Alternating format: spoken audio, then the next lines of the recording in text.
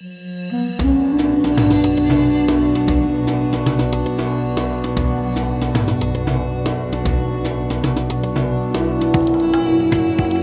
afternoon and welcome to the European section of the Global Energy Outlook Forum 2026.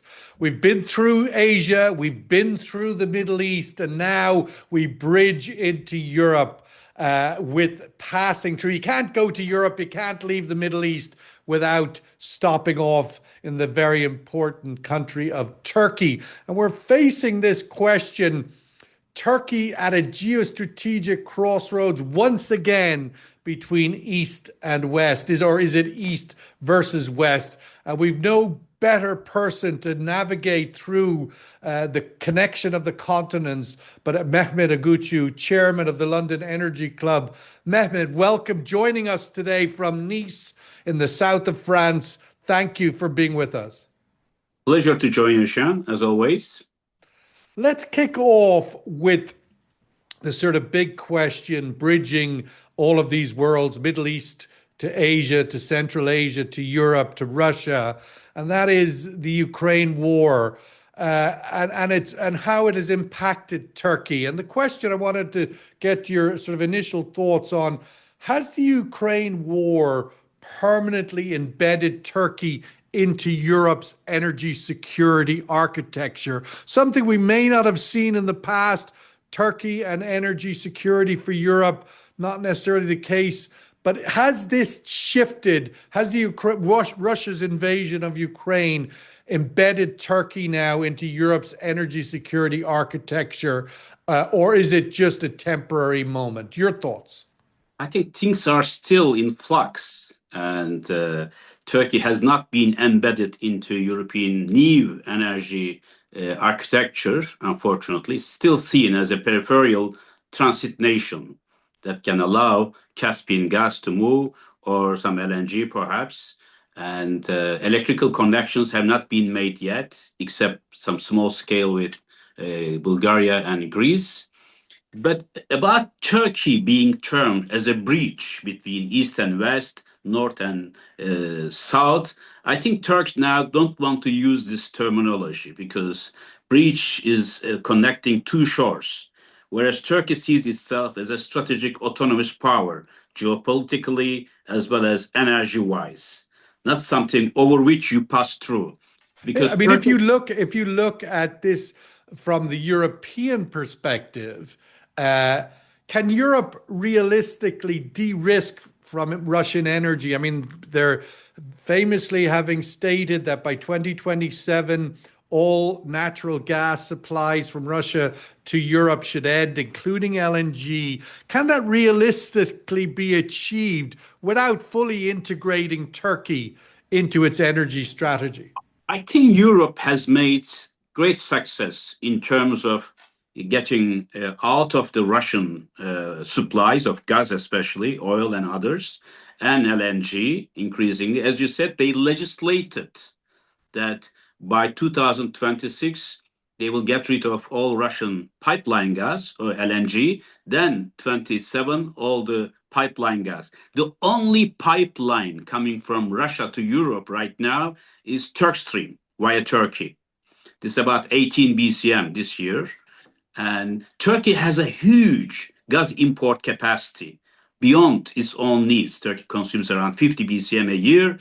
I think Turkey can import up to 80, 90 BCM, depending on the LNG and pipeline infrastructure. Therefore, Turkey is not going to be a huge replacement for Russian gas, but it could be a marginal player alongside Azerbaijan. And also you said there that Turkey wants to be not just a bridge or a connection, a supplier for passing through, but provide an energy of its own that could play a role. But yet it has yet to harvest its Eastern Mediterranean opportunity while watching the likes of Israel or Cyprus, Egypt, even Lebanon now is getting into the action. And yet Turkey has not yet sort of harvested its share of the East Med. Could 2026 be the year where Turkey takes that additional step of being a supplier itself, not only for its own needs, but I mean, we saw an incredibly massive deal, Israel supplying gas to Egypt. I mean, unheard of only a few years ago. Where's Turkey in harvesting its own energy resources? Could this be the year 2026? Well, I think initially the focus is going to be on Black Sea because Turkey has huge reserves there to the tune of about 750 billion cubic meters of gas sitting there in Black Sea. Turkey started producing this already. Perhaps there will be joint venture with Romania and Bulgaria and Ukraine as well when the peace comes. About the East Med, the main question is not about energy for Turkey, I have to tell you. It's more about geopolitics, sphere of influence, maritime boundaries, and Egypt, South Cyprus, Greece, and Israel ganging up together against Turkey. Turkey sees this as an alliance against it, and Turkey is not included in the EastMed gas export forum as well. So I don't think that there is much gas to be gained for Turkey in EastMed. It's more about demarcation lines right now. I expect some sort of tension growing there because if Turkey is excluded as the main power, which has the longest coastal borders, which has the greatest energy demand and transit capacity and military power, if you exclude Turkey from this picture, then it becomes a power that can spoil the game rather than play constructively for a zone of peace and also energy resources to be jointly mobilized. So also EU is not so keen to get EastMed gas right now. They focus Well, so much. it's certainly one where it's a chicken and the egg, isn't it? Who's going to put the investment dollars into the ground to make it happen? If it was there, the Europeans, I'm sure, would take it. But who's going to put the billions? Let's just back up the waterway, though, up to the Black Sea. You mentioned there that that's really where the big opportunity for Turkey is. But of course, the Black Sea is a quagmire getting you closer into the conflict of Russia and Ukraine. We're seeing increasing activity where oil tankers and energy supply vessels are being targeted in this conflict. Where do you see that playing out and Turkey's ability to keep that waterways closed or open or keep the energy infrastructure in play? Of course, a lot of Kazakhstan oil comes through the Black Sea and Russian oil. What's your outlook for Turkey's role in keeping the Black Sea fluid? You see, there are so many fronts on which Turkey has to struggle. And yes, it's an important strategic power, geostrategically, economically, historically, energy-wise, but it's overloaded. One is Black Sea, of course. There you have to deal with what happened to Georgia and Abkhazia and South Ossetia, annexed by Russia, Crimea, and now Donbas region, a peace, whether it will come or not in Ukraine-Russia war. If it comes, whether it's going to be fast, fair, and also lasting. And Turkey doesn't want Black Sea to be turned into a Russian lake if Ukraine is shut out of most of the Black Sea. And also Supsa, of course, where supplies are coming through the Black Sea to Bosphorus and the Mediterranean. Turkey has to be very careful in dealing a very balanced way and smart way with Russia in the Black Sea. It's a partner, it's a rival, it's a risk. As you said, some of the Turkish ships have already been targeted and destroyed by Russian bombs.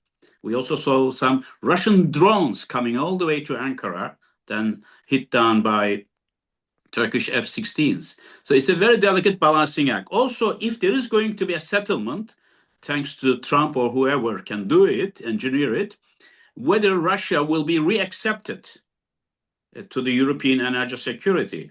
I doubt that. It's not going to happen soon. You said But there that the Trump or whoever can make this deal happen.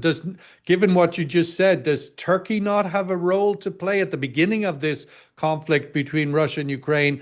Turkey was a very active convener of the parties to try and do a deal, and nearly did do a deal, except for the British seemed to torpedo it in the end. But ultimately, does Turkey not have a role to play here in trying to get something done in 2026? What's your own prognosis? Well, The momentum that seems to be one day moving forwards, the next day moving backwards. yes, if there is going to be a deal, I think Turkey will be one of the principal actors shaping it, but it prefers to stay behind the scene because this is where success could work. Otherwise, it may be spoiled.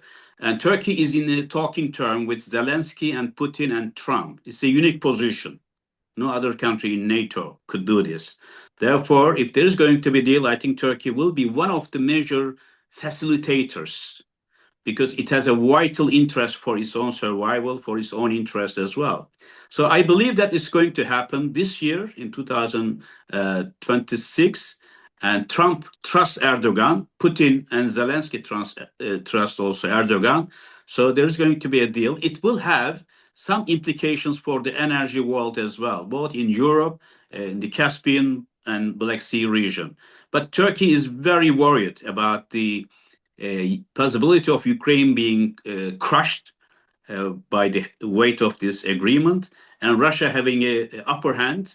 And NATO is not allowed to operate in Black Sea because of the Montreux Convention, which limits the entry of allied forces into Black Sea. So it has to navigate a very balancing act, very careful balancing act for Turkey. I think it's doing this quite successfully so far. And also don't forget, Russia is a primary supplier of natural gas to Turkey. It was also in oil, but because does that compromise Turkey's ability to play a role, to enforce its own sense of outcome here? I mean, as a very big country in the region, a very big actor in the Black Sea, that the fact that it is so dependent on Russian gas?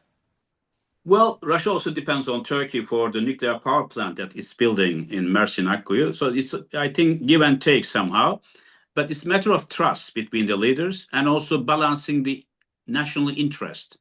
I think NATO respects Turkey because it has a strategic autonomy, although it doesn't like always Turkey acting independently from NATO and US. But still, Turkey has a role to play because it has credibility with Russia, with Ukraine, even with Iran and others, except Israel perhaps right now in East Med. Therefore, I think it is Turkey's diplomatic skills carefully deployed and appreciated by all sides. You need such a middleman somehow in the region who can help engineer some deals. Otherwise, it's not going to work. Which ultimately, you mentioned in your opening comments that Turkey wants to be more than just a pass through a bridge. What's coming? What in this year, 2026, can Turkey deliver on that front? I mean, at the end of the day, Europe is looking for friends at the moment, but it doesn't seem to be knocking on Turkey's door. Can this be a moment where it brings Turkey and Europe back together again? I think Europe wants, most European nations want that, especially Germany wanted to bring Turkey also the new European security architecture. There are two countries, Greece and South Cyprus, within the European Union trying to block that happen, or they want to extract more concessions from Turkey. Unfortunately, EU of 27 nations blocked on how they can move towards Turkey because there is no convergence of view. There are certain countries blocking any progress. The customs union didn't work. Modernization of didn't work, freedom of movement didn't work. So there is no stick and carrot in Turkish EU relations either. Therefore, Turkey prefers to take the strategic autonomy and have equal relationship if it can work. On energy, climate change, there's, I think, more need for Europe to work with Turkey rather than dealing with it as a peripheral nation that can bring transit energy resources. So unless EU decides and overcome Greek and Cyprus obstructions, such as structured strategic energy partnership will not work. And I don't think it's unfortunate that if that was the case, because in every dark cloud there's a silver lining, and it seems to me that this would be a great opportunity to once and for all get Turkey and Europe together in a very productive future. Maybe once again, both of those parties will miss the opportunity. They'll take different crossroads and go in different directions. But we have to end this because we've got to go into Europe for the rest of the afternoon. Mehmet Öğütçü, chairman of the London Energy Club, one of Turkey's greatest geostrategic minds. Thank you for being with us at the Global Energy Outlook Forum 2026. Wish all the best for all of us in 2026.